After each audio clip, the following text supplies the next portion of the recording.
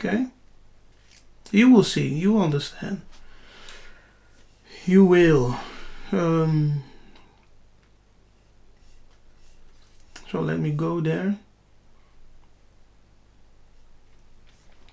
Let me share my screen. So Mbote family, how y'all doing today? Okay? Salama Samba.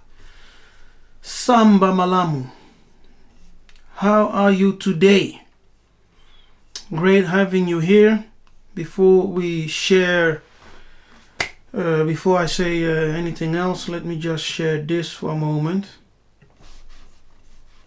Mbote Benakongo Bananzambi. I'm Nabi Kefas and I'm inviting you for the live Zoom seminar Defeating Witchcraft with Dr. Luya Luka. The seminar will be on February 25 and you can register right now by using the link in the description box.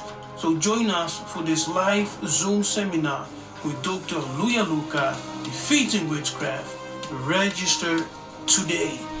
I am Nabi Kefas, Kiambote, and I hope to see you there.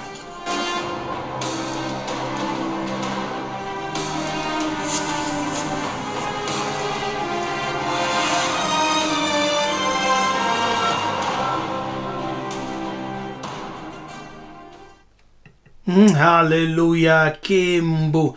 I hope to see you there. So the seminar is this Samba. It's tomorrow. This Samba, 5 p.m. Central European Time. That may be 11 Eastern Time, American Eastern Time. I don't know. You have to check it out for yourself. Register if you want to be part of it. It will be powerful. So I'm inviting you all to join us. The link is in the description box. So go there after we're done, or you can do it immediately. Go there and register. We still have some few spots open. Okay? If you want to learn something great, something that will help you, something that you can teach to others, you need to come. Ingeta. So let me share my screen.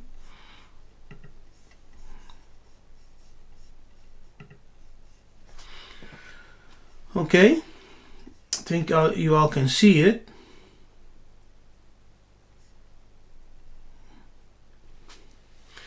And the sons of Cush are Seba and Havilah and Sabat and Raama and Sabteka, and the sons of Raama, Seba and Dedan.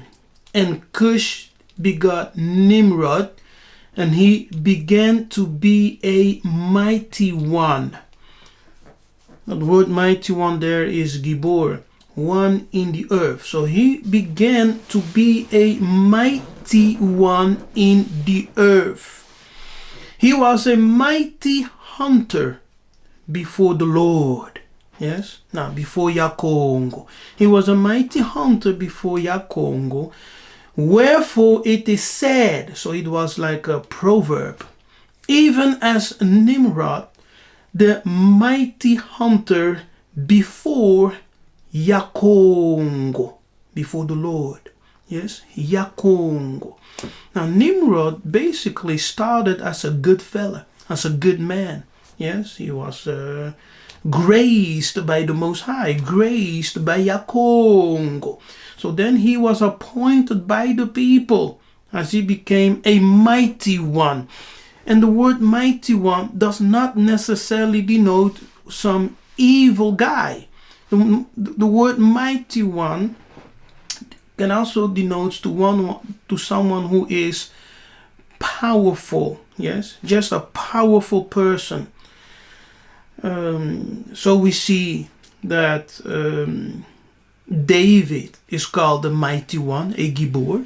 Yes, Boaz is called the mighty one, a Gibor.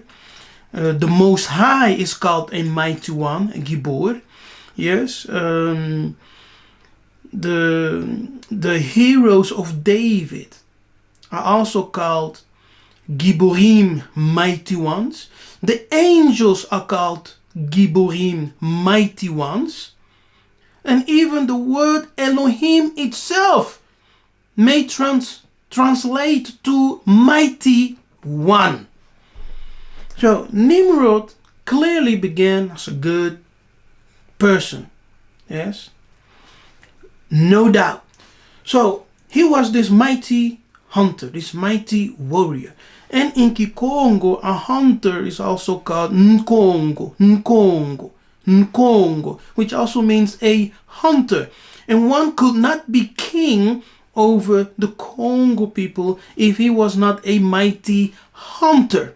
Yes. So as a mighty hunter, and people chose him to be king over them, they clothed him with the leopard skin. Yes, they clothed him with the leopard skin, which is the symbol of spiritual and political authority in Kama, in Africa. Yes. It's interesting to know that this word Nimrod, with the consonant NMR, yeah, so Nimro, the D at the end is not pronounced, so the consonant NMR, Nimro, denotes the leper, Namer. Yes, in Hebrew, it denotes the leper, Namer. And the leper is a symbol of the Congo, denoting spiritual authority and political authority. Okay, now the people came together. Yes, you know the story. Everyone knows the story. The people came together. And after a while, as Nimrod was king and ruling over all the sons of Noka, over all the people of Africa, yes, of Africa, Noka, all the sons of Noka were in Africa, not in Europe, not in Asia, in Africa. And Mesopotamia, the so-called Middle East, was part of the African continent. And it's seated, yes, it is situated and part of the tectonic plate of Africa. Now they were all gathered together, and eventually Nimrod got this rebellious spirit that rose within him, right? He had this rebellious spirit that he wanted to fight against the inhabitants of heaven. He said, we're going to fight against the inhabitants of heaven, and we're going to position ourselves up there. Why would Nimrod say such a thing, right? Why would he say, we're going to rebel against the order of Zulu, against the order of heaven? That is to say, that they were entities coming from heaven to earth. You hear? There were entities whom we may call angels who were coming from Zulu to earth. Now, in our Bantu traditions, we are told that we, the Bantu people, that we have a divine origin. That is to say, that our first ancestors came down from heaven to the earth. Okay? They came down from heaven to the earth and gave birth to us. You understand? So the Bible is alluding to that when it says that Nimrod rebelled, and you read in some other books, right, like the book of Yasher and the book of Enoch, what happened. Yeah. So there were beings who were coming from heaven to earth, good and evil beings, right? Now, Nimrod rebelled. He gathered all the people around him, And they said, okay, we're going to build this tower so that we can wage war with the inhabitants of heaven and we can take the place, etc. Then we are told that the Lord descended. Yes, in Genesis 11, that the Lord descended with 70 angels, 70 angels. It's not written here, but it is written in the book of Yasher. Yes, he descended with 70 angels. He said, now the whole earth was of one language and of one speech. Which language is that?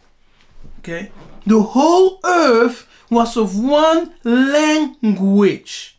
It's the language, the original language of humankind. Yes, and the humankind, the original humans are what? Moindu. Hebrew itself, from the African definition, yes, when it means a black man. Yes. So, we are the Hebrews. That is to say, we are the original black people who were given this earth to govern, to rule. You know, we were positioned as the custodians of it.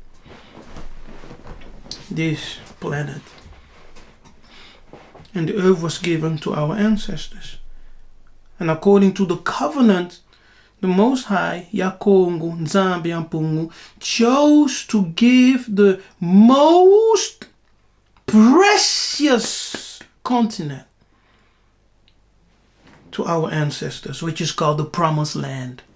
Yes, to our ancestors. And that Promised Land is Sub-Saharan Africa. Yes, Congo. It doesn't matter if you are in Kenya. It doesn't matter if you are in Mozambique, in Namibia, in Central Africa, in Cameroon, in Benin, in South Africa, Angola, Congo DRC, Congo Kinshasa, Congo Brazzaville, Zambia. It doesn't matter. The Promised Land is Sub-Saharan Africa, Congo. All of that territory was called Congo. Okay? Don't let nobody deceive you.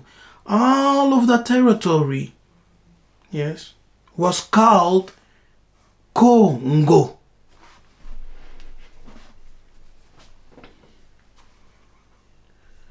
So, the whole earth, see, the whole earth, that is to say, all the people, all the Bantu, Vatu, yeah, all the Bantu, all the people were of one language and of one speech, and that speech was Congo Lolo.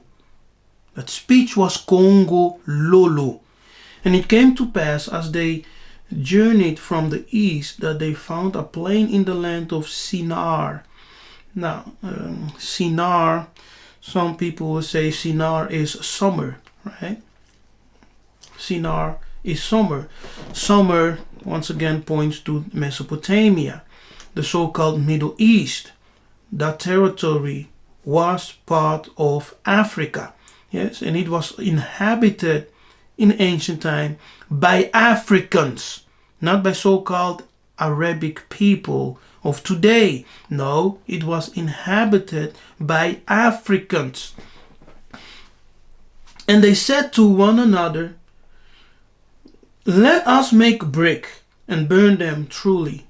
And they had brick for stone, and slime had they for mortar.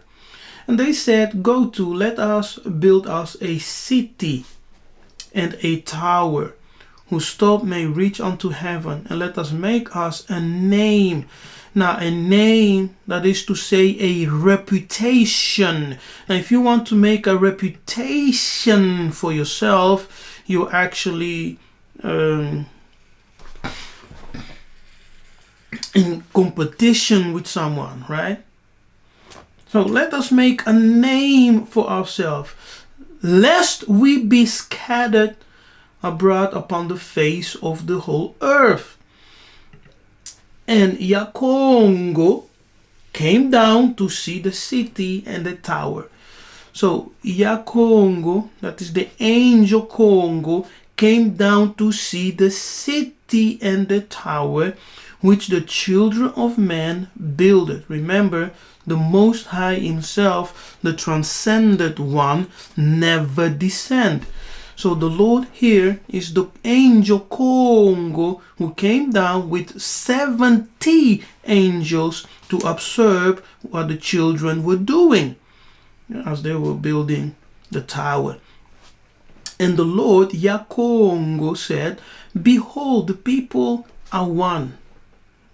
Moko in Lingala, Mosi in Kikongo. The people are one, and they have one language. Yeah, and what's that language? Kongololo. And this is they begin to do. And now nothing will be restrained from them, which they have imagined to do. So everything they imagine to do, they will succeed because they are one. Bumoko, Bumosi. They are one. Now go to. Now what a strange sentence. Go to. Let us go down and there confound or bring confusion to their language, that they may not understand one another's speech. So the Lord Kikongo scattered them abroad from thence upon the face of all the earth. And African people begin to migrate and to disperse, right? They started to go all over the place in Africa and the so-called Middle East, which was northeastern part of Africa. And they left off to build the city. Therefore is the name of it called Baba. Now you read Babel, Baba, which means confusion. Because the Lord did there confound the language of all the earth. Of the Bantu. Yes, Bantu means the people. Because they were the original people of the earth. Yes. Language were confounded. And people begin to scattered. Now, what's the importance in all this? The importance in all this is that the whole earth was of one language. Now, we know, and every serious person, yes, who uses his mind and intellect knows that language came from Africa. Yes, humankind began in Africa. The life of the human beings, the progression, the civilization, economics, technology, everything we know started in Africa. From Africa, it went to all around the world. Yes, but it was African who started everything, who kick-started everything. Language, the same thing. Language came from Africa. So, all languages, therefore, of ancient people goes back to the original African language, which Pastor Mello and other great scholars and teachers have taught us. It is the Kikongo, yes, which our ancients also called Kongololo, the ancient form of Kikongo. Therefore, we see Kongo in the Hebrew script. We see Kongo words in the Assyrian text. We see Congo words in Arabic. We see Congo words in the Greek and in Latin. Yes? Because the Kikongo is the mother of all languages. Congololo. Now,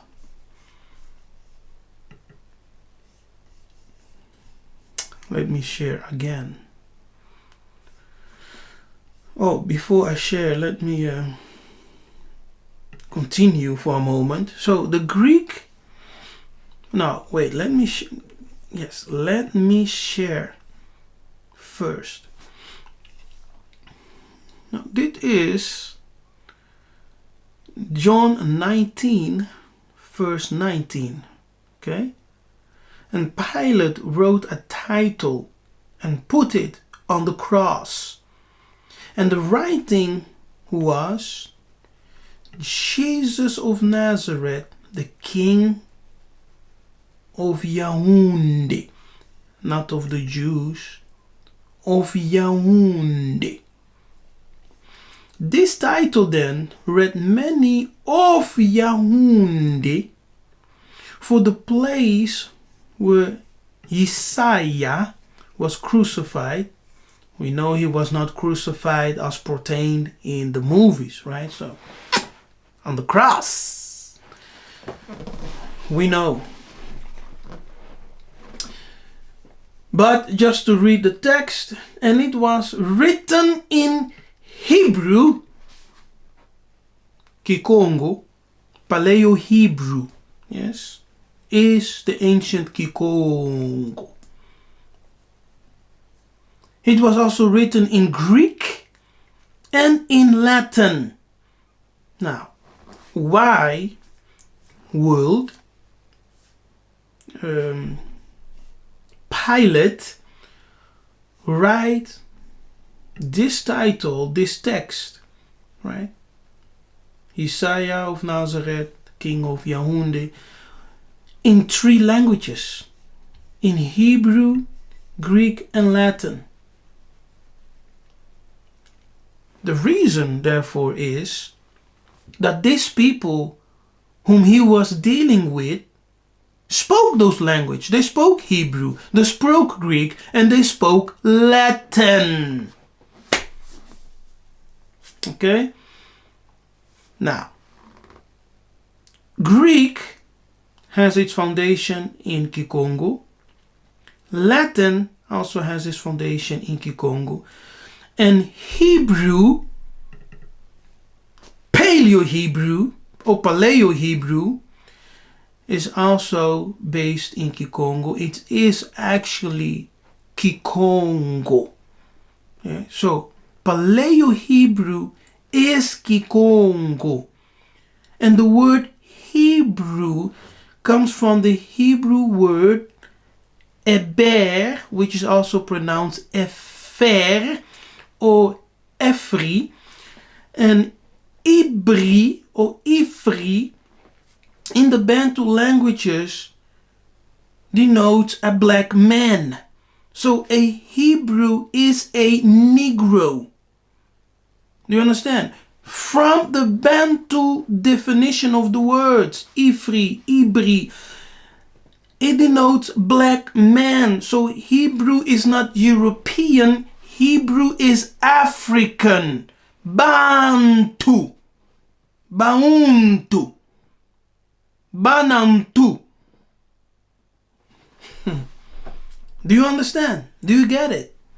So if someone tells you Hebrew is not Bantu, they don't know what they're talking about. They don't know what they're talking about. They do not understand Bantu languages. They also don't have the revelation of Tatanzambi. Okay? I do not say that to boast, but I say it to make things clear. Yes, to make things clear. But there are still too many people out there who think that when you say Hebrew, that you are deviating from Bantu culture and from Bantu history, from Bantu tradition. No, you're not. The word Hebrew is maybe a European pronunciation, but it comes from a root, Bantu root, Ebri, Ifri, which means black man. Yes? In other definitions, it can also mean to cross. Yes. To cross over. But it has its root in Bantu. So a Hebrew is a Bantu Negro person. All right?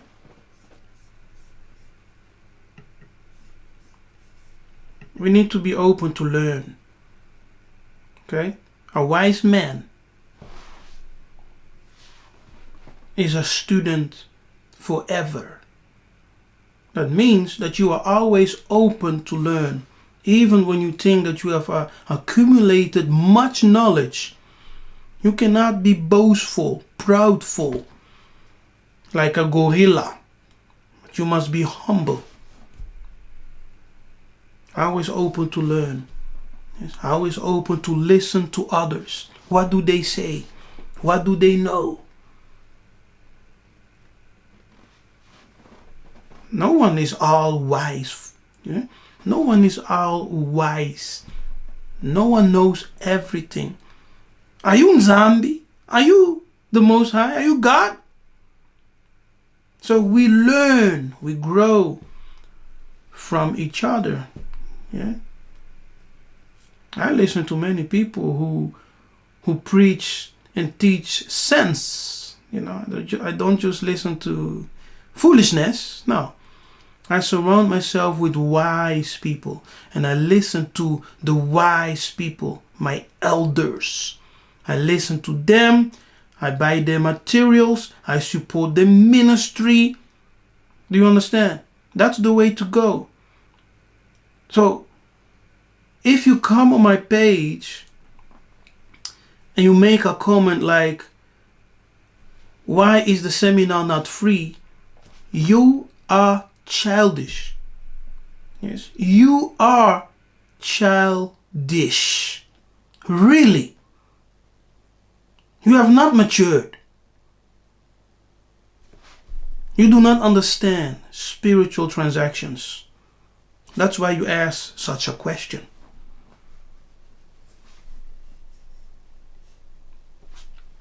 Greek and Latin are considered to be two of the most important languages in the history of ancient Europe and some parts of Asia. The region which they call Mesopotamia, which we know is actually Northeast Africa. What they fail to tell the public is that the Caucasian Europeans were not the inventors of these languages. They were taught these languages from the Cushites, that is to say, the Egyptians. Some people even say the Phoenicians. Now, most people know that Greek and Latin have influenced in large the European languages, and English was branched from European languages as it's influenced by the Latin language. But there are still a lot of people who get confused about the relationship between those two languages. Did the Greek language develop from the Latin or the other way around? Sometimes there's a confusion. The use of speech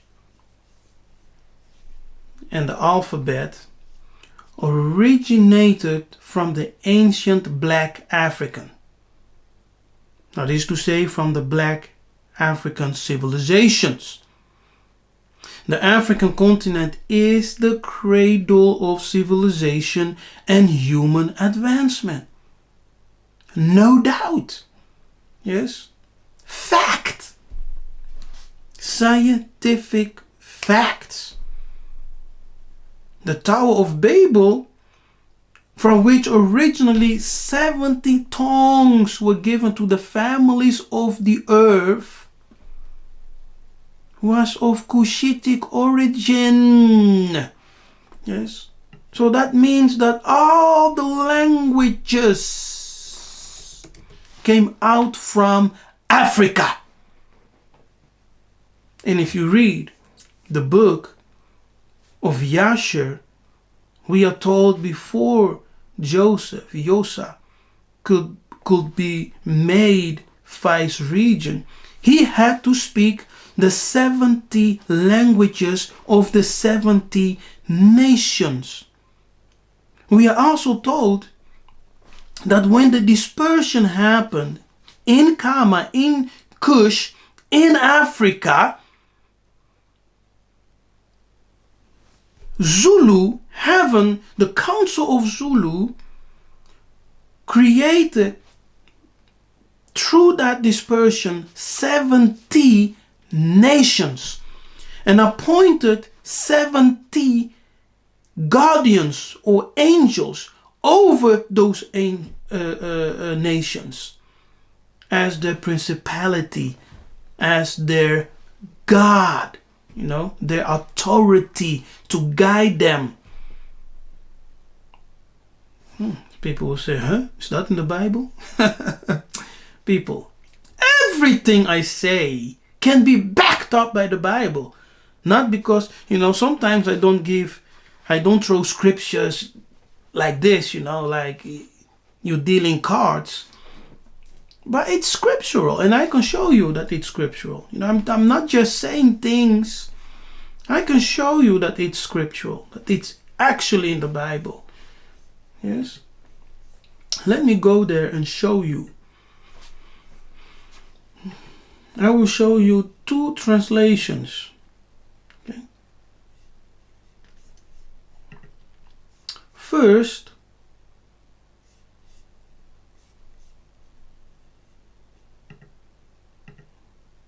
hey, what happened?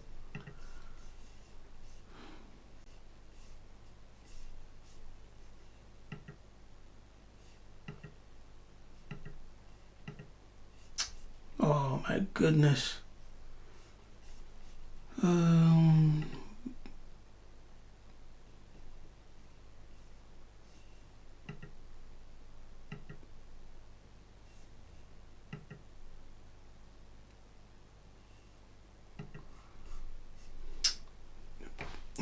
One moment, please.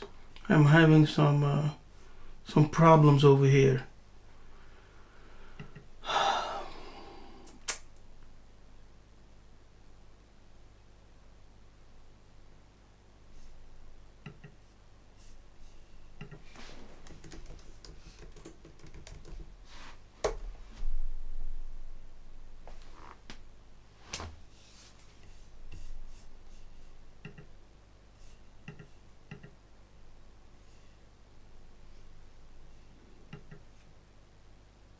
Yeah.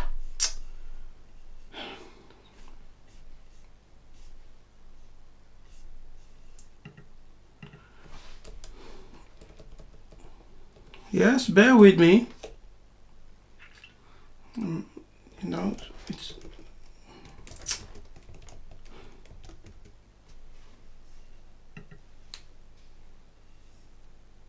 why is it not working?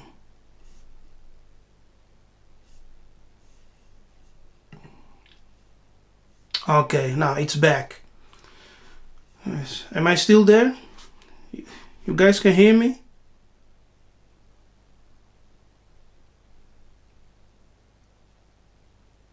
Yes?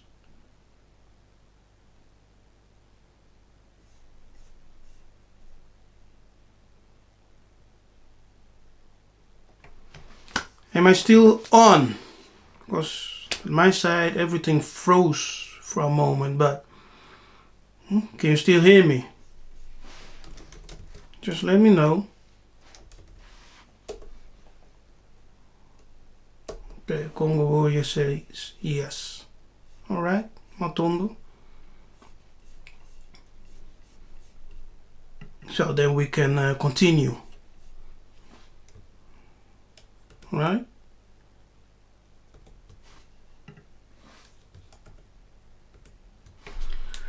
So, how are you today? Bana Zulu, Bananzambi.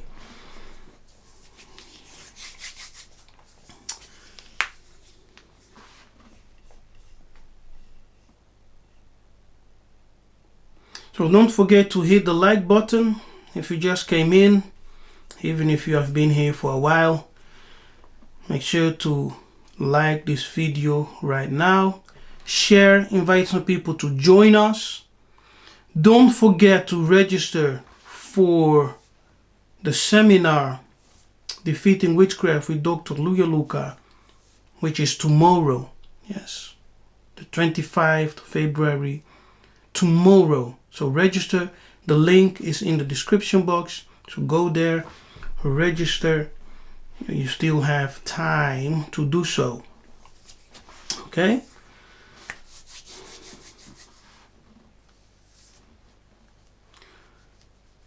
All right. Now let's go on. Now, it's the book of Deuteronomy 32. And we're gonna read verse 7. No, not 7. Verse 8. Yes, verse 8. Now I think that let's start at 7. Okay, let's start at 7. Remember the days of old. That is to say, remember the ancient times. Consider the years, or remember the ancient world. Yeah, that's a better translation. Remember the ancient world. Consider the years of many generations past. Ask thy father, which can be your father who is alive, or, your grandfather, or your ancestor, and he will show thee thy elders, kaka, and they will tell thee. Yes, kaka or zaka. Let's go there. Now here, it's the Hebrew word zakar is actually zaka or zika, which means to remember. Yes, to dig up, which is to remember, to recall. It's a Bantu word, zaka or zika. It's to remember. Yeah, so remember the ancient world, which is Olam, world. Remember the ancient world of many generations ago, as thy father, which is the Bantu word Baba, here Abba, Ab, it's the Bantu word Baba, Abi, and thy elders, you see,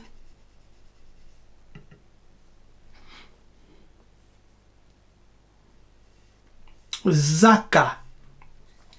It's the Bantu word zaka. Yes, which can also refer to an elder. Yeah, one who has the memory of the people, so the story of the people. Yes, it's the Bantu zaka. Okay, and then it continues. When the Most High, you see, so consider the old world, the ancient world, as your father, he will show thee, as the elders, the zaka, the kaka, they will tell thee. So you have to see, you have to hear. When the Most High divided the nations their inheritance. You see that?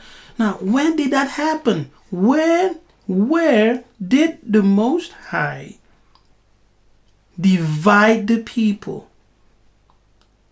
When they dispersed. from within Africa. Yes. Cush, Kama. When they dispersed, he gave them different languages. And he separated them into 70 kingdoms or nations. He appointed over them 70 principalities, rulers,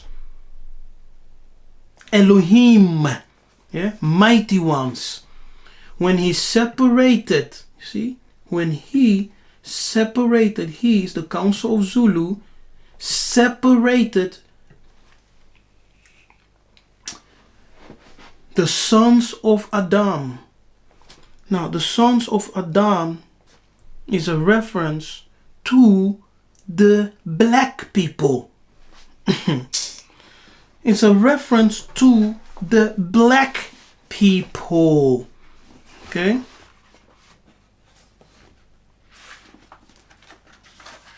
Here. In Arabic,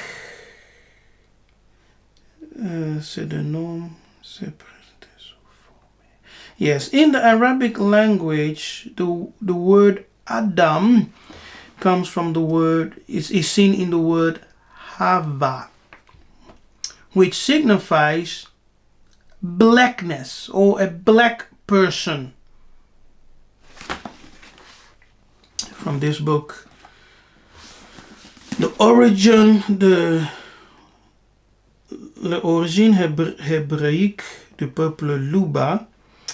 It's the origin, the Hebrew origin of the Luba people. So this writer, Muambai, he says that the Hebrew word Adam is a Bantu word. Yes, he says it denotes the black African. The word Adam denotes a black person. So in the Arabic language, it is seen in the word Hava, which also denotes Adam as a black person. See? So when he separated the sons of Adam, those people were black people. And he set the bounds of the people according to the number of the children of Israel. See? So he said the bounds. Bounds are what? Boundaries, right? The boundaries. So he divided the land in 70 parts and gave that as inheritance to the children of Adam. See, as an inheritance. Look, people think they have read the Bible. Man, I can tell you, there are many things hidden in the Bible that you don't know.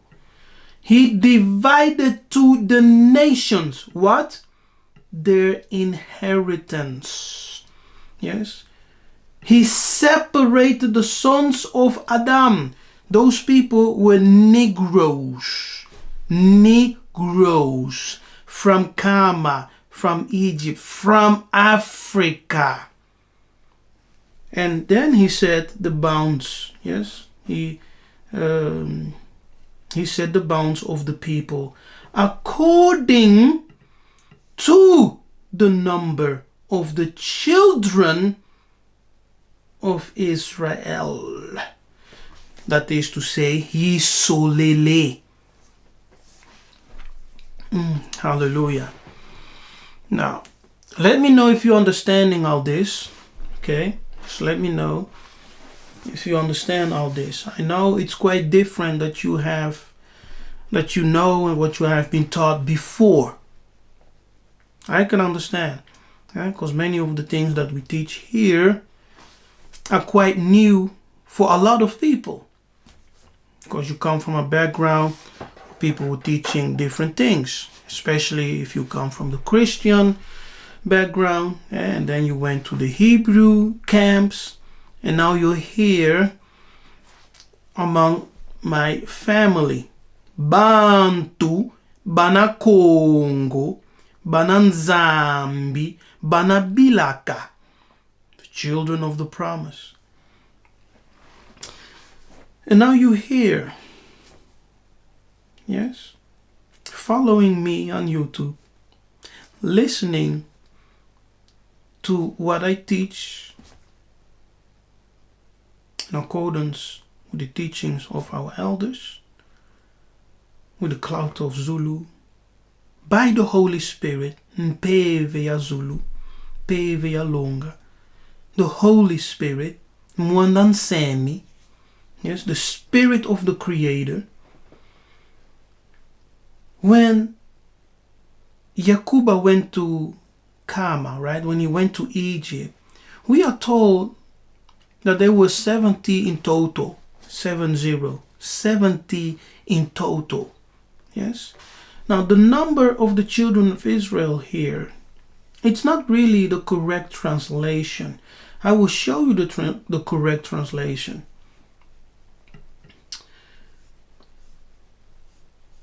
The correct translation is from the Septuagint. We will go to the same verse, chapter 32. Goodness.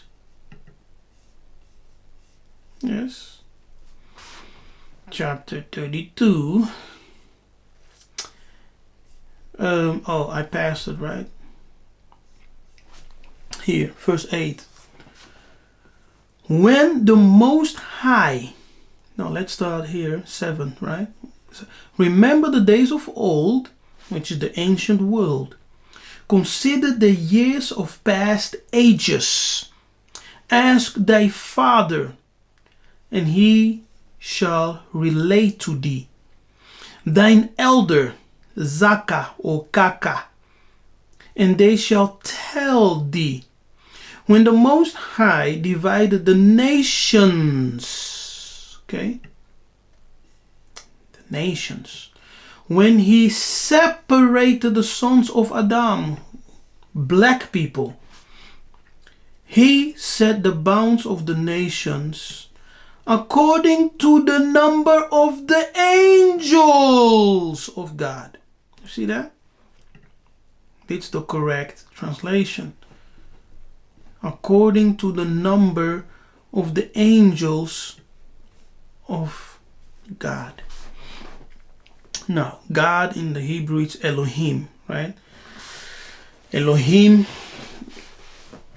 actually means the mighty ones. Yes, the mighty ones, which refers to the Council of Zulu. Yes, so it may refer to the Most High, but sometimes it refers to the Council of Zulu, which is the Council of Heaven.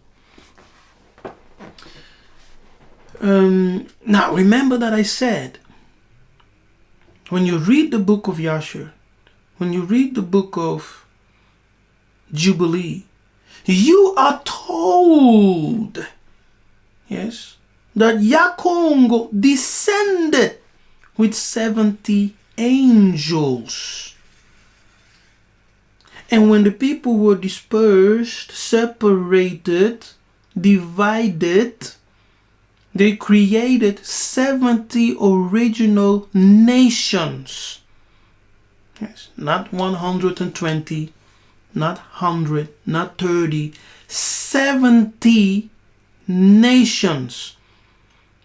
And they appointed 70 angels, each over those 70 nations, to rule and govern the peoples. And those angels are called principalities or Elohim, mighty ones, who are set over the nations. We also have our Elohim, mighty one, who is called Yiseka'yah, Maleki Makongo, yes, who governs us, who fights for us and with us.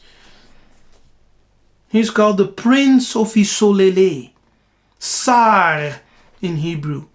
He's called the Prince of Isolele, the Prince of Israel. Kikongo. Maleki Makongo. Hallelujah. So you need to pay me for this information, right? But when we organize a seminar where we can share deep things and really, empower you in a closed session, and you need to register, people are complaining. Why are you complaining? Huh? We need to mature spiritually and use our sense. Huh? Come on. Don't you buy books? Why do you buy a book? Why don't you write to those writers? Give me this book for free. It's about supporting the work. Yes, and appreciating the time, the energy, the sacrifices ministers like myself are making on a daily, weekly, monthly, yearly basis. Come on, people. Okay? Let's put this childish behavior aside. Let's mature.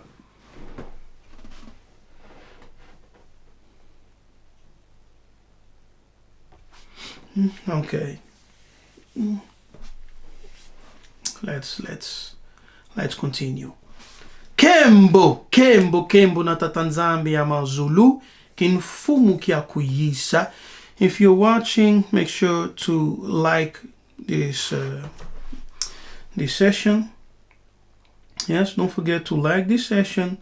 Invite someone to join us in this powerful session we're having. I have more people watching than I have like.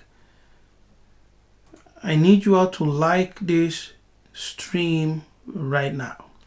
Okay, hit that like button. I have more people watching than I have likes. They are not equal. So hit that like button. Come on, do it. It's free. You will not be charged for it.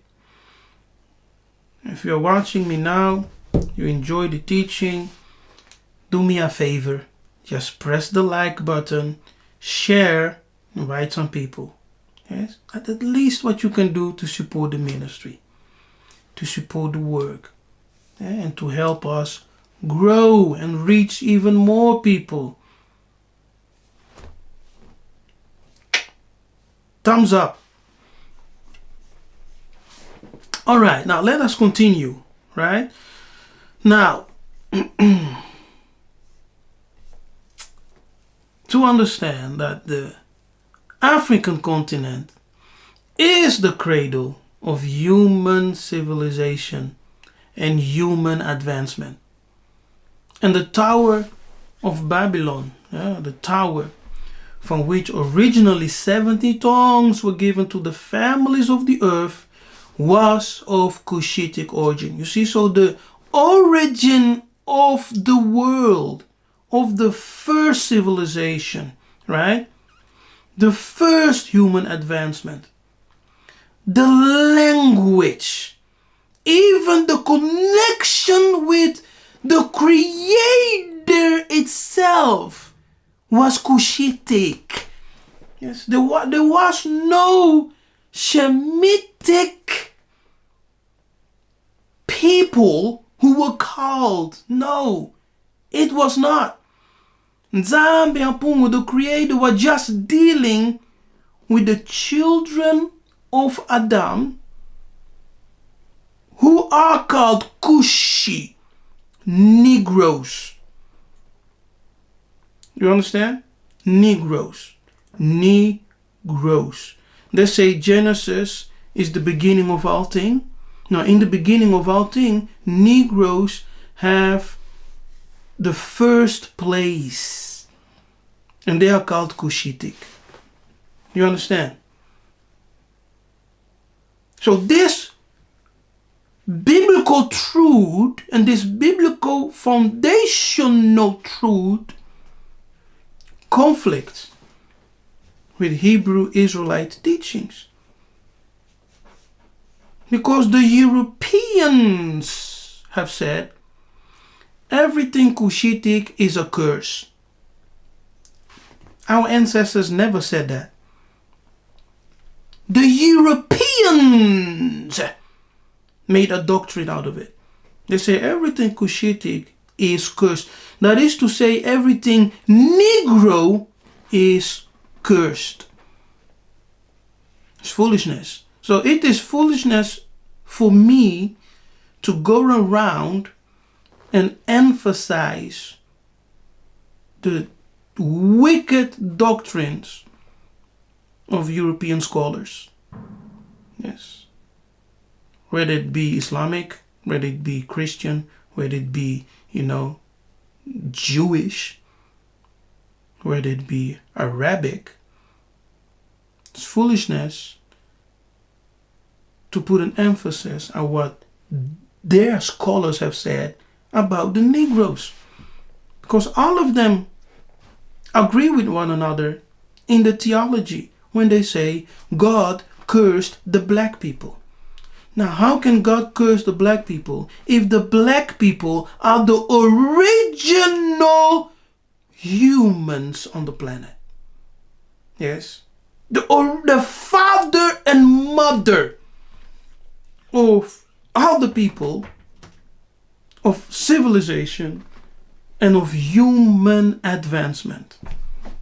So how can we be considered cursed? They put the curse on us. They bewitched us. Yeah? And we need to wake up from that coma. We need to awaken. We need to resurrect. Come back alive again. We need to revive by the Spirit of the Most High. Therefore, he says in the book of Ezekiel 36, I will put my spirit in you and cause you to come back alive again. The valley of the valley of dry bones talks about the Bantu who are dead. Yes. Dead in spirit, dead in mind, dead in soul, dead in production, dead in advancement. Now the Spirit has promised, the Mwandan Semi started blowing, and everything is coming together, bone by bone, flesh upon flesh. The Spirit is reinforcing us with new life, new inspiration, restoring the Muntu soul, the Bantu, the people's soul, to be once again God on this planet. Hallelujah. Okay. So, the first world power, according to Scripture, was an African kingdom. And from Africa we have all the wisdom, yes, that gave birth to all other civilizations. Everyone came to Africa to receive education from the Africans. Therefore, in Scripture, the Israelites are also called Cushi. Yes, I said it. It's in Scripture. Amos 9 verse 7. The Israelites are also called Cushi. You see? Because Cushi reveals God, Nzambi, his people, and the Messiah in Africa. The word Cushi reveals God, Nzambi, his people, and the Messiah in Africa, amongst African who are called Bananzambi. Now, there is a rabbi, an old, renowned rabbi who was a master teacher in the Kabbalah mysteries. They nicknamed him Ari Ari Kodesh, yes, which mean the holy lion or something. Now he taught that Noah initially had two sons, and those sons were Ham and Japhet. Ham and Japhet. Now where does Sam come, right? You ask. So where is Sam coming from? Now according to his teaching, Sam was an epithet or a title given to one of the sons of Ham who inherited the spiritual wisdom and priesthood. So he received the title or the epithet Shem, which means reputation. So it is the responsibility of the priest to uphold the good reputation of the Most High. It is the responsibility of the chosen people to uphold the character and reputation of their Nzambi, the one who has chosen them to be his people. Yes, and it is actually also found in the Bible. In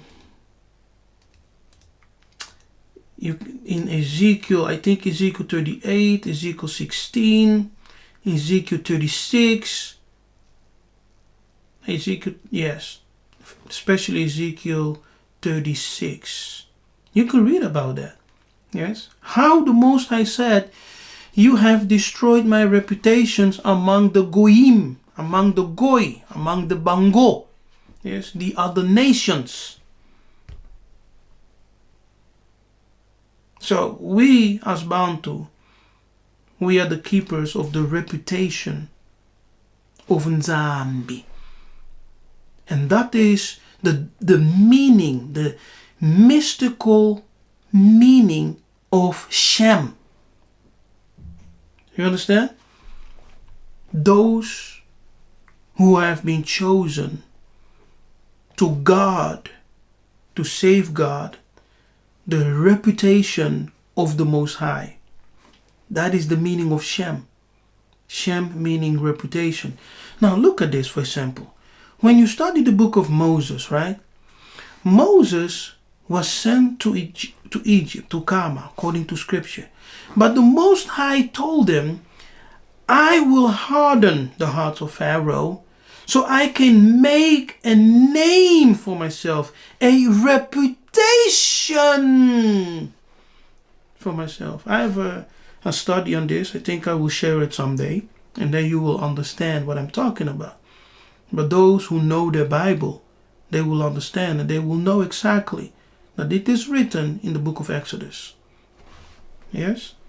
So I don't always throw Bible verses like this, but everything I say is found, yes, is based on scripture and our traditions, because, you know, they are very close with each other, very close with one another. And that is one of the proof that we the people, yes, how can our ancient tradition of our fathers be so close related with what we read in scripture? With the people of the book. Yes, they took the book, they whitewashed everything, and they gave it back. But now, as Tatanzamba has opened our eyes and has given us the spirit of understanding, we see the lies. Yes, we discern. Say, hey, wait up, no. Understand? And therefore, we need to have this open attitude. Okay, not to be proudful, to boast, say, I know everything already. I've read so many books. Yes, but whose book have you read? All books of Kadian Pemba. Yes. We need to start listening to our elders and to read their books, what they are writing or what they wrote, okay? And to forget for a moment what those Kadian Pemba have been saying for 400 years. Lying. And you're going to their books for references, you know, so you can battle us in what we teach. And you say, no, but that Kadian Pemba writer said such and such. We base our knowledge and what we teach on what we have heard from the elders, what the elders are saying, and what the elders have wrote down. Yes, of course, sometimes we read Kadian Pemba books, and because between the lies, they also tell some truth. That's normal, you know, of course. But we cannot base everything on Kadian Pemba books and say, you know, and say we have the complete understanding. No, we must go back. As we have seen in the book of Deuteronomy, ask thy father. Yes. Who is your father? Thy fathers. Who are your fathers? Who are your elders?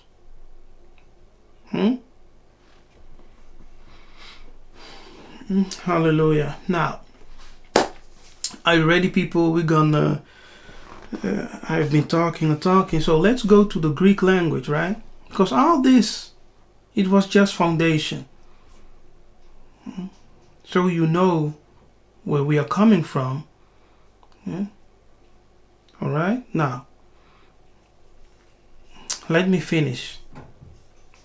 Let me just finish this so we can continue to the next phase. So the Greek alphabet, yes, remember, language came from Africa, and the other nations were coming to Africa to learn, to receive education.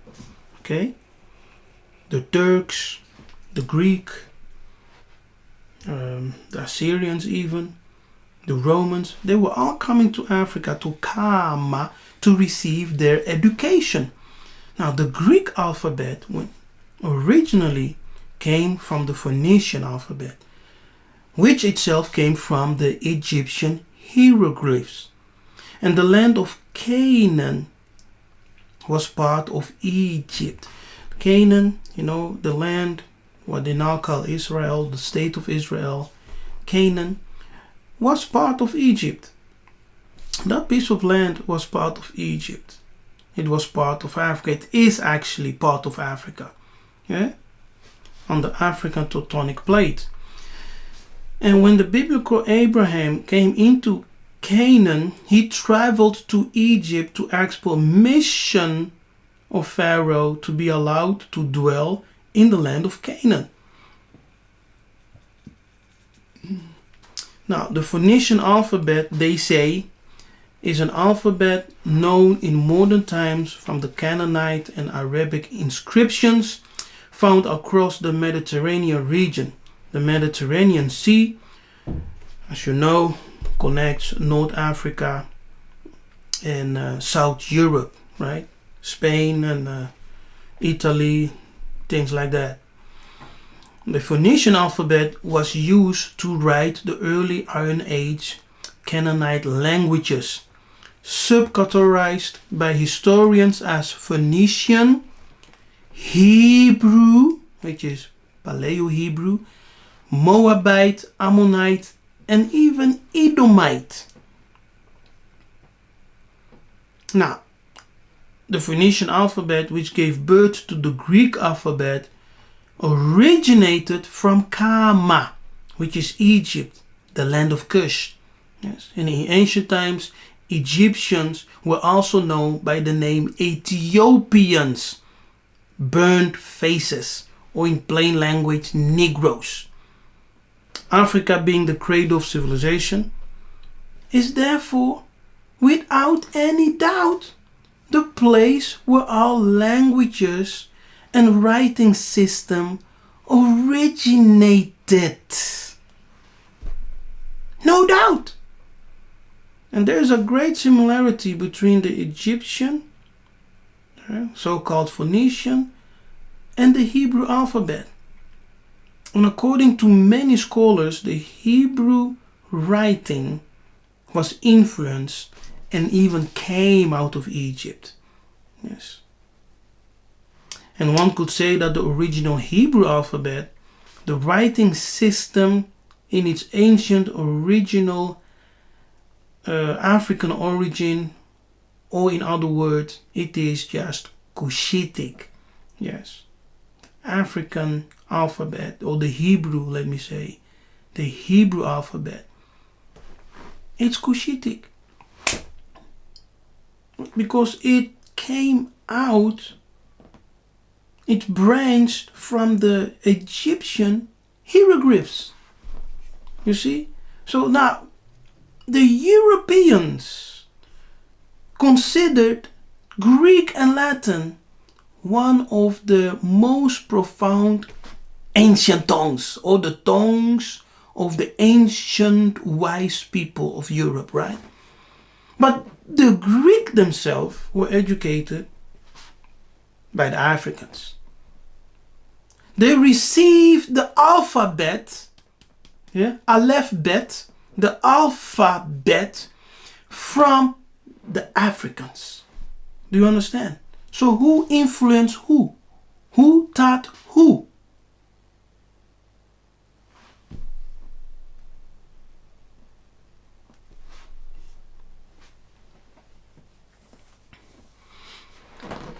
Matondo, fasting is life. Nzambe apambola, Nzambe abenisa. Thank you for your support. You also take an example from fasting is life. Because fasting is life. As a Kikongo, he understands one secret. As you are receiving, you must also support by giving something, you know. The greatest way to receive is when you are into a transaction. When you are in a transaction, you receive and you give. When you want to receive some spiritual blessings, even our ancestors, yes, not in church, tradition, banganga, yes, the spiritual teachers, they will say you need to give a gift. That's it. And fasting is life understands it as a Kikongo. Take an example of fasting is life. I'm just saying, you know. Okay.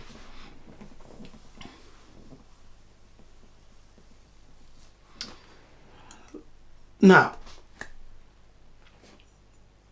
I have said so much, and I really hope that you have understood what we just taught, what I just said, what I taught.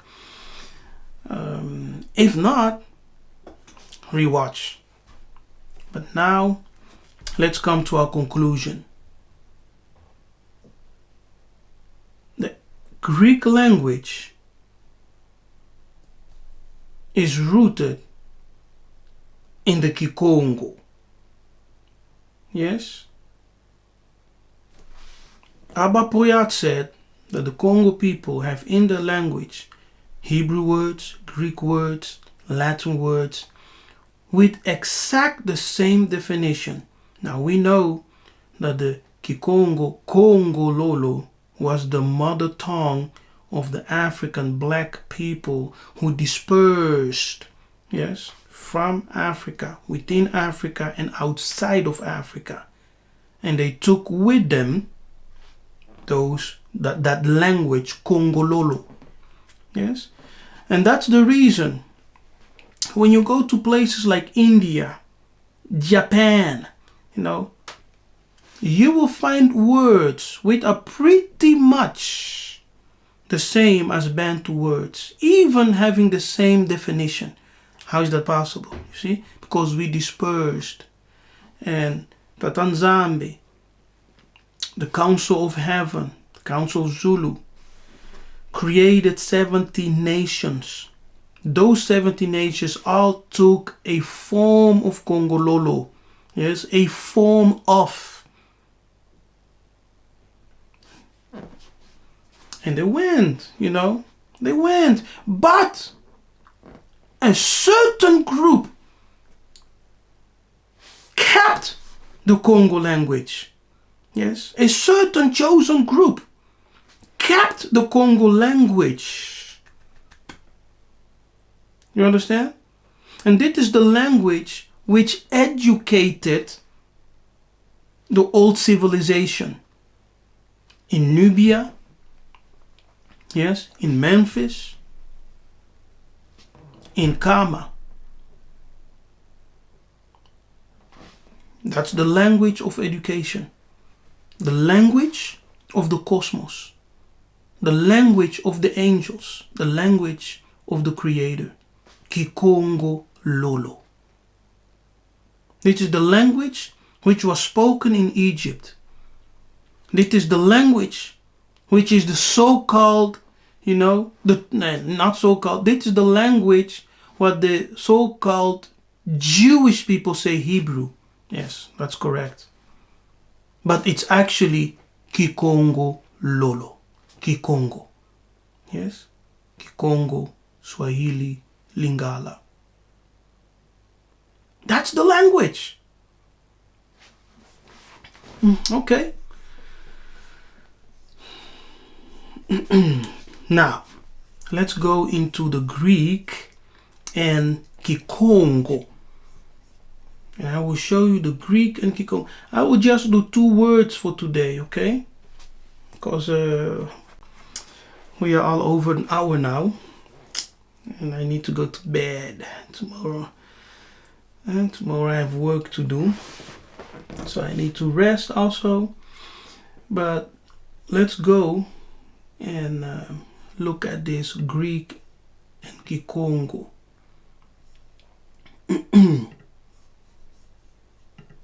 Now, even though I have said a lot, believe me, I have not even said everything I wanted to say, because time goes so fast. It's crazy. Time goes so fast.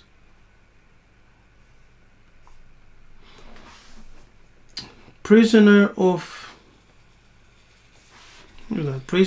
Yah, I think. Prisoner of hope. Matondo for your gift and support. Nzambi abenisa. Tatanzambi apambula. May Nzambi bless you. Thank you for your gift and support. Prisoner of hope. Hallelujah. Ingeta. Now, people, look at this.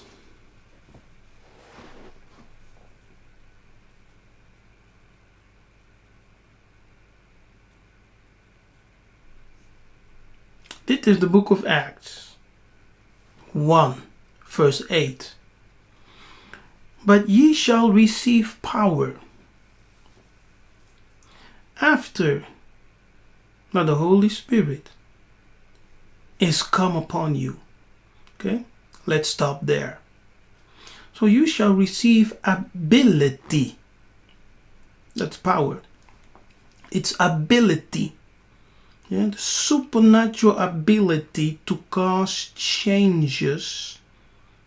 Yes. So it's actually a power that causes you to.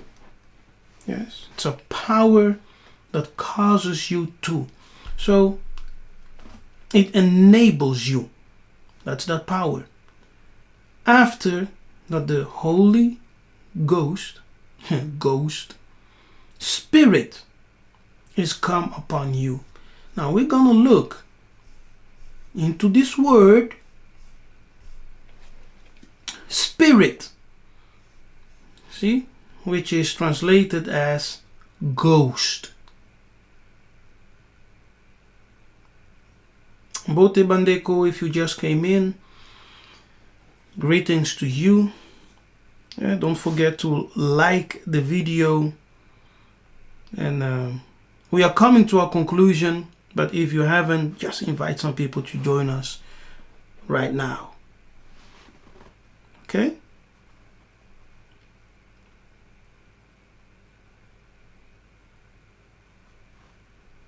Ingeta.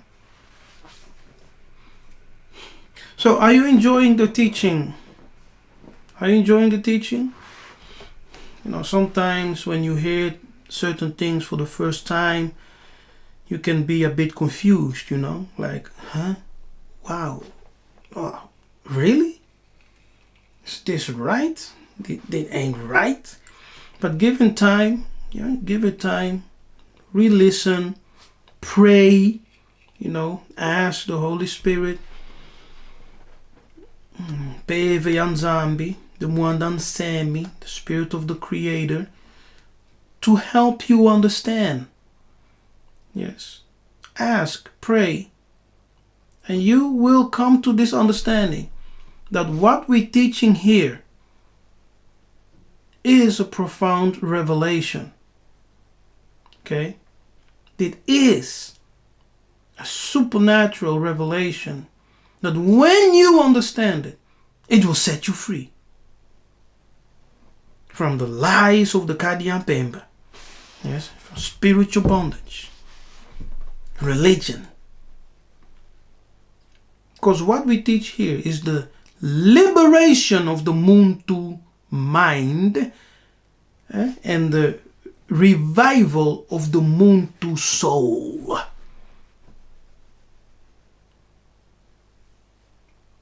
Ingeta Kembo. Now, this word ghost. How is Holy Spirit? Yes, how is the Holy Spirit, Spirit of the Most High, translated as ghost? Right? Because when you now, I'm curious. I'm curious. So let us see. Ghost definition. Let us look into the definition of ghost. Now, Google says an apparition of a dead person, which is believed to appear or become manifest to the living, typical as a nebulous image. Wow, that's something, right? Ghost. Okay, let's go to another dictionary. Let's see what Merriam-Webster has to say. Ghost. The seat of life or intelligence. Ghost, soul. A disembodied soul is also ghost. Especially the soul of a dead person believed to be an inhabitant of the unseen world or to appear to the living in bodily likeness. My God, I don't know if you are understanding these definitions, but these definitions, what we are reading here, perfectly describe what our ancestors have taught from generations to generation. Yes? Jesus, for example, Yiseka'yah, appearing to people is exactly in accordance with this definition. Yes, a deceased person who appears in a bodily likeness. In bodily likeness. That's a ghost. Because the spirit can appear. Yes. Can appear. Now people say, oh no, Nabi, that's not right. So how did Moses and Elijah who are to be considered dead people appeared to Jesus. How are we told in the book of Hebrew that we are surrounded by the clouds of witnesses? Who are witnesses? People who have deceased, who have died. So how are dead people surrounding us according to the Bible? Yes? So people think you understand the Bible. You think you know the Bible. But the Bible has many secrets which will reveal themselves to you when you understand Kikongo, the original spirituality of our ancestor, which is coded, hidden in the Bible. But you don't understand it because you don't know the ancient traditions. So you will just demonize it. Oh, it's demonic. It's a demo. It's a kindoki. You don't even understand what you're saying. The word pneuma, which is translated as ghost. Pneuma, outline of biblical uses, says the following: the third person of the triune God, the Holy Spirit, co-equal, co-eternal with the Father and Son, sometimes referred to in a way which emphasizes his personality and character, the Holy Spirit. Sometimes referred to in a way which emphasizes his work and power, the Spirit of Truth. Never referred to as a depersonalized force.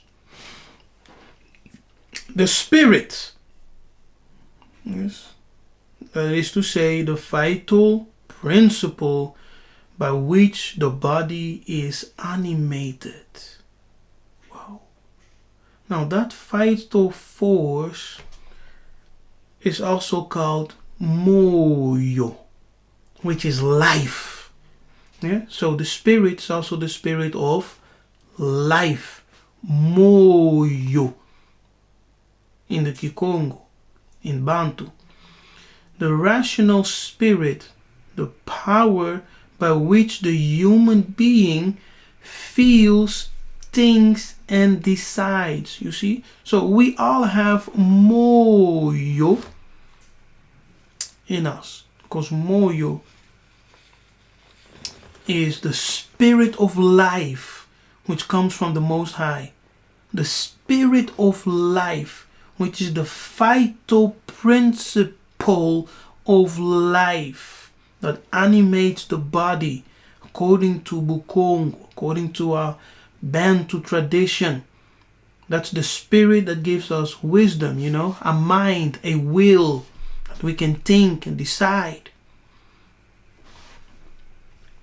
It's also translated as the soul. Now, moyo in Kikongo, in Bantu, can mean the spirit of life, the vital life force. It can mean the mind, but it can also refer to the soul. It's the same thing here. Okay. Okay. Now let's jump to the Strong's definition. Pneuma. Strong's definition: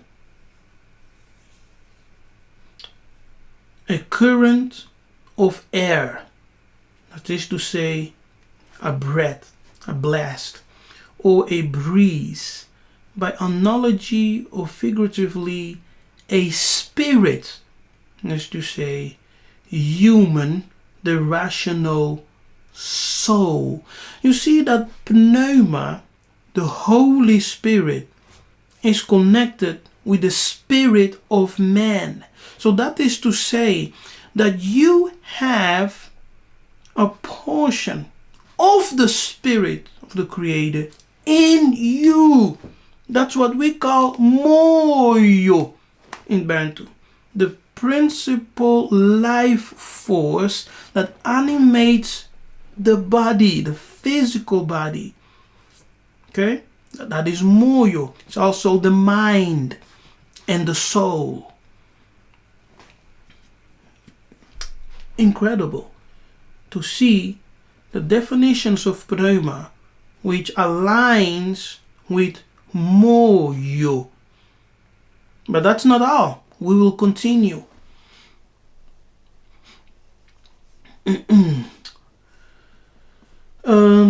By implication, vital principle, mental disposition, so mind, etc., or supernatural, an angel. So pneuma can also refer to an angel, not just spirit, you see. So it is spirit, it is soul, it is the mind of Muntu. It is also can refer to an angel, or in a bad sense, a demon, yes, or of divine sense, the spirit of the Creator, or the spirit of Christ, yes, the Christ spirit. Now, Christ does not denote Jesus per se, like in Jesus Christ. No, Christ is a level of consciousness. It's a level of elevation. Yes, it's a level of illumination that one can reach. That is what is called Christ. Yes, the Spirit of Christ. All right. Now, in Latin,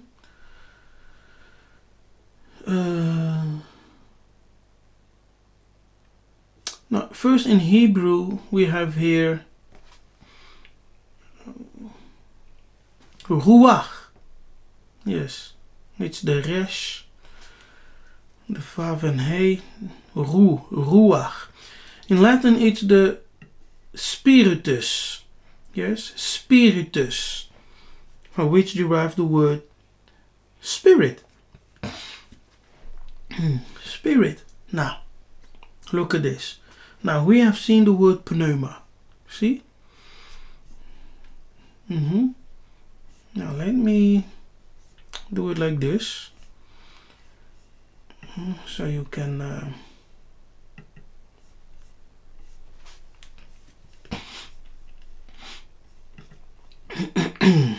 you see. Let me take the strong and put it right here for you. Okay, so we have the Greek. Oh, wait a minute, we are here. Now we have the Greek pneuma, right? We have read all the definitions. In the Kikongo, it's pneuma. You can clearly see pneuma in the Greek pneuma. Yes, when you remove. Now wait, let me give them a color. Let me make it red.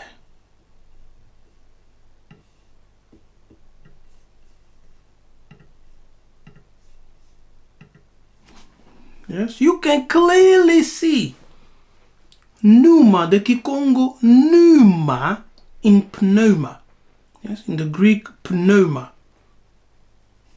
We have it's actually the Kikongo. So the Greek word pneuma is rooted in the Kikongo from the Kiluba pneuma.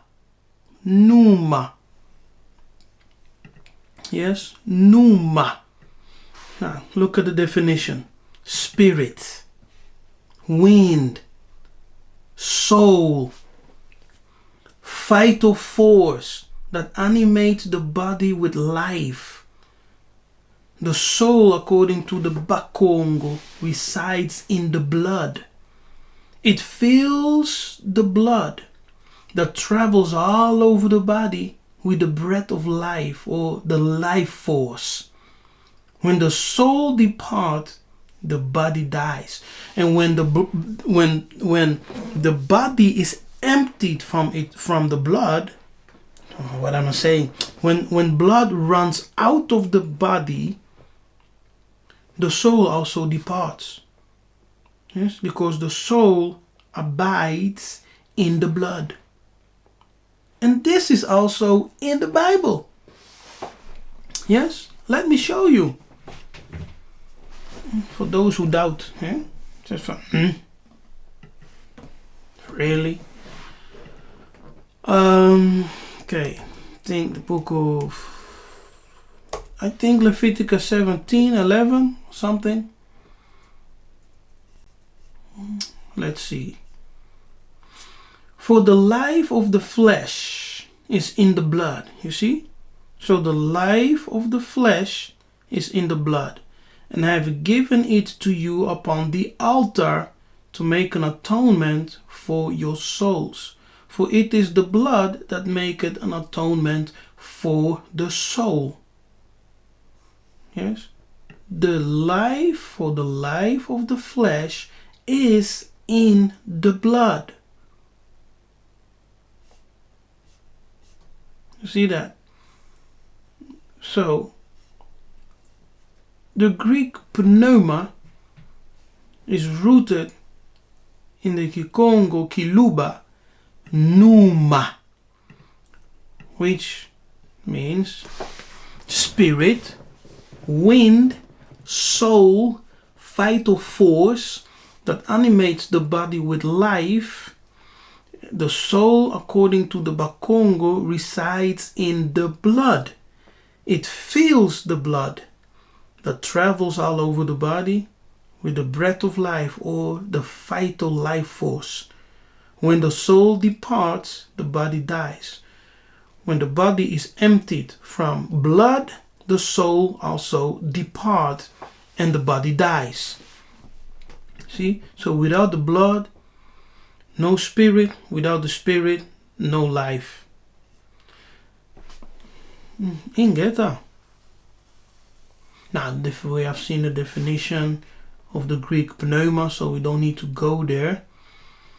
So when we go up, we have another Greek word, which is pneuma. Yes, pneuma, which comes from the Lingala pema. And we can see pema also easily in the Greek word pneuma. See? So you see the Greek word pneuma, which comes from the Lingala pema. So the Lingala pema is air. See? Air, atmosphere, breath, spirit, respiration. Pema, derived from kopema, to breathe, to take a breather, to rest, to relax, to take a break, or to mark a break. Kopema. You see that? It's out there.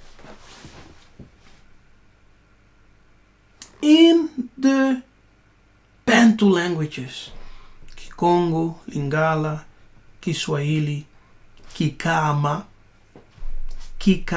which is the language of Kama, Egypt. You see Kikongo present. Yes, in the form of Kiswahili, Lingala, and also Kikama, which is the language of ancient Egypt. Now, in Kikongo we have Mpeve. Yes. Mpeve,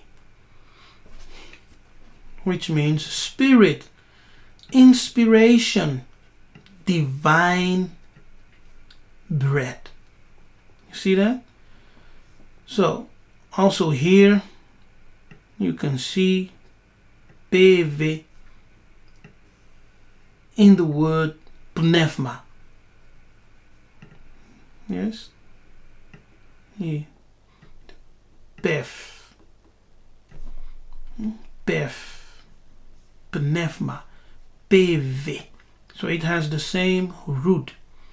Spirit, inspiration, divine bread. It is. Are you still here, people? Are you still here? Now the Greek pneuma means spirit, air, and wind. Yes. Pneuma. It means spirit. Let's do a check in Google Translate something. No.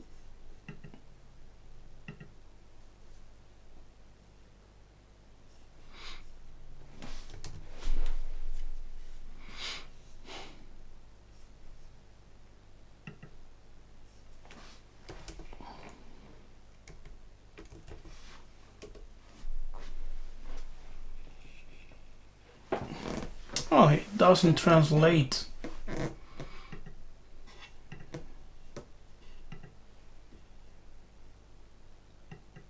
Okay, you see, but it does translate as pneuma, which is the same, pneuma, which is the same as spirit.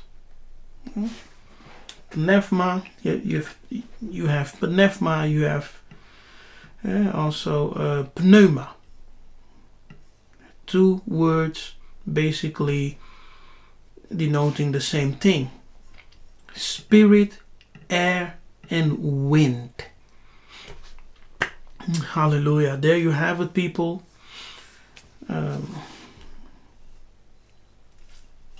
We have looked into the Greek and the Kikongo language. You have the strong number G4151. You can do your own research, which is the word pneuma, which is rooted in the Kikongo van Kiluba Numa. Numa, spirit, wind, soul, vital force, etc. Yes? We have another Greek word, pneuma, which comes from the Bantu pema. And you can easily see pema in the word pneuma. Pema. Yes? The consonant being P and M. Pema. P-M-A. Pema. And we also have the Lingala, the Kikongo, Mpeve. Spirit, inspiration, divine bread. Yes? So the Kikongo is the mother of all the languages. The European consider the Greek holy language with the Latin, right? Greek and Latin, the language of civilization. But those people were educated in Kama. And all what they were taught, they took and created their Greek and Roman schools, right? Where they plagiarized wisdom from Egypt, from Kama. So the language of Egypt is actually called Kikama, and Kikama is Congo. You understand? Paleo-Hebrew is also Congo. Yeah? And the Greek and the Latin are founded in Kikongo. So I've shown you the Hebrew. Now in future videos I will also show you the Greek connections and with the language Kikongo. And you will see that indeed, as it is with the Hebrew, also the Greek is founded in Kikongo. It stems from the Kikongo. And we can understand that Kikongo is truly the mother. Okay?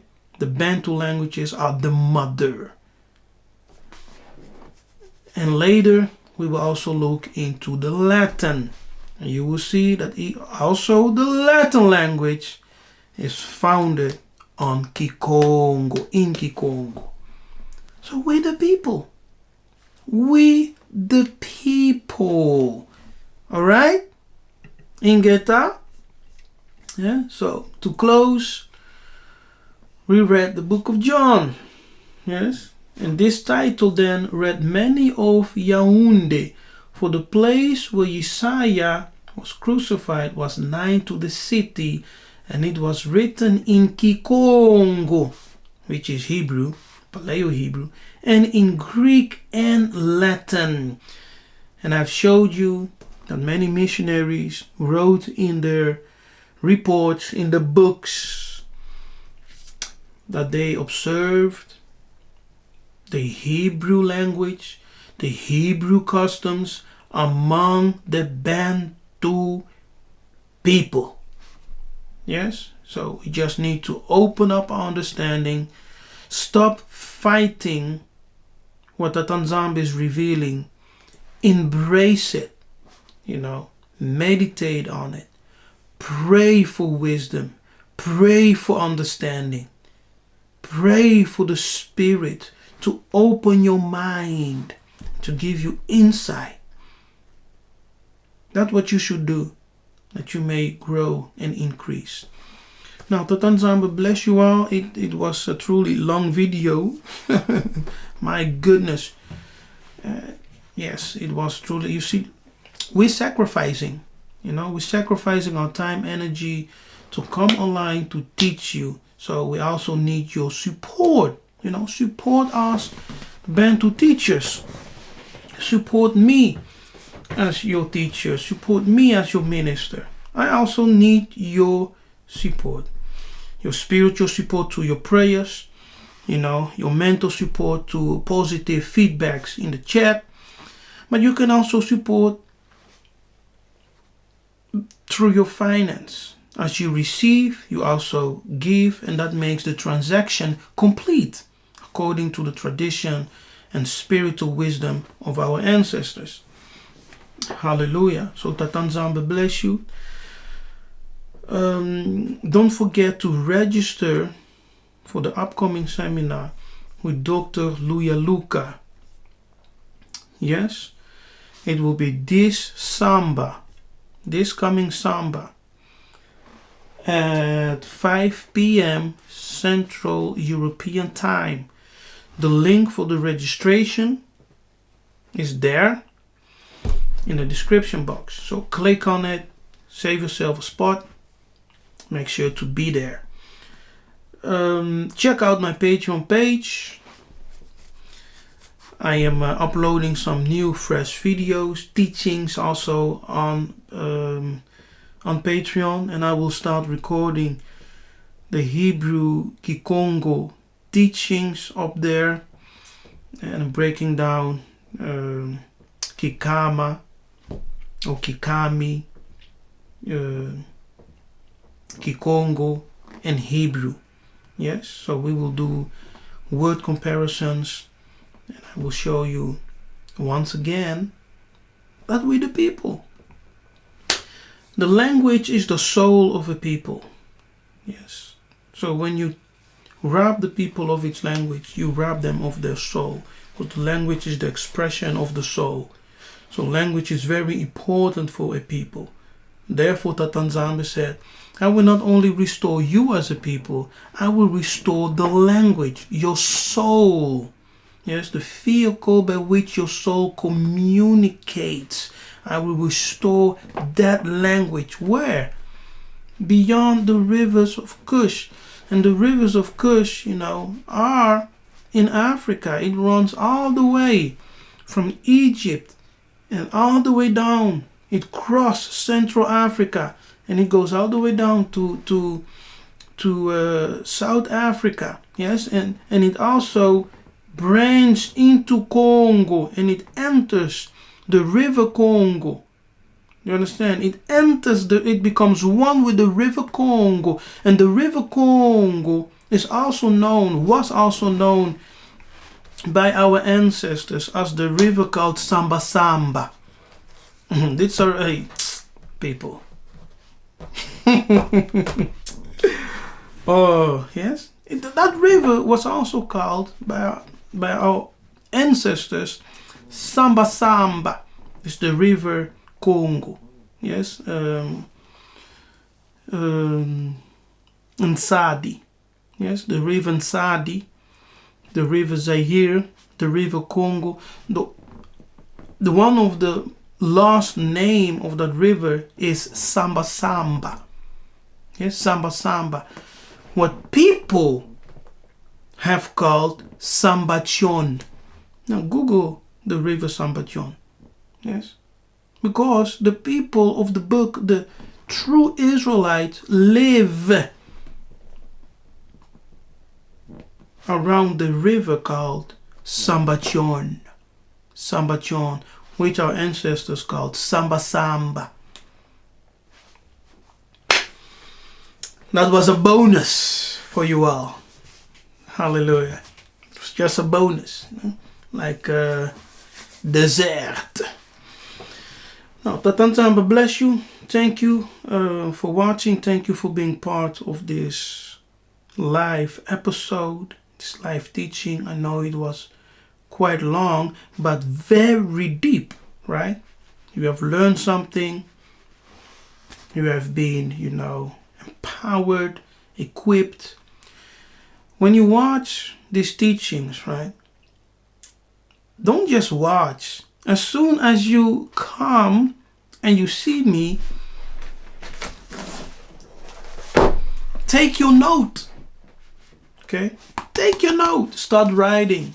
That's the way to learn and to memorize. Start writing things. And it's actually available also on Amazon.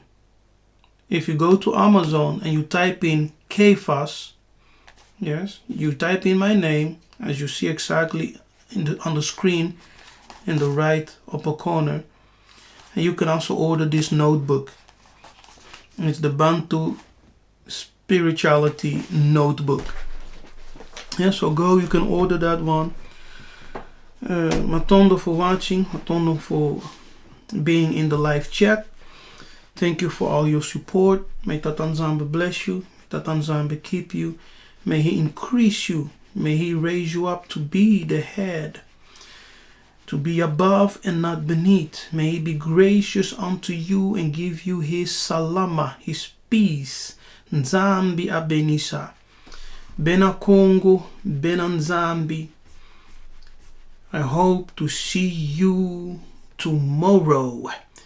If you haven't registered, you still have time to do so. I'm Nabi Kefas. Bless you and may Congo reign. Kembo, Kembo, Kembo. Natatanzambi Yamanzulu. Kinfumu Kiakuyisa. May kingdom come and his will be done.